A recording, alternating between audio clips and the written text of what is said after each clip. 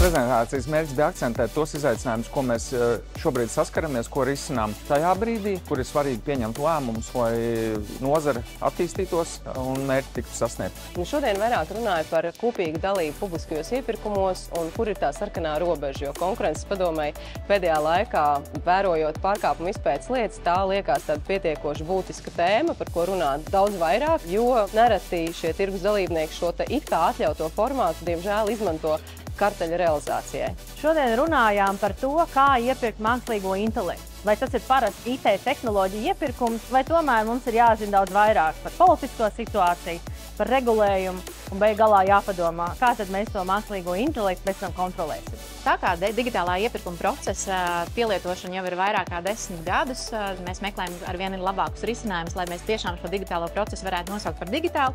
Tad, protams, es konferencē šajā gadā apskatījos uz tēmu, cik tad digitāls šis process ir un kādi varētu būt tie uzlabojumi, kur mēs varētu integrēt mākslīgā intelekta rīkus, lai padarītu procesu vēl vienkāršāku un lai padarītu sistēmu lietotājiem lietojamu, nevis lai piemērotu lietotāju sistēmai.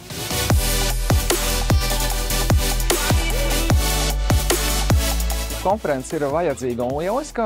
Šī ir lieliska iespēja satikties, pārunāt aktuālos jautājumus. Un es ceru, ka arī turpmāk šādas konferences būs. Un tā būs iespēja būtiskos jautājumus pārunāt, dalīties pieredzē, viedokļos, uzzināt ko jaunu. Konfin konferences ir sev pierādījušas kā lielākās, aktuālākās un viennozīmīgi vislaikmetīgākās konferences iepirkuma jomā. Šeit var satikt visus.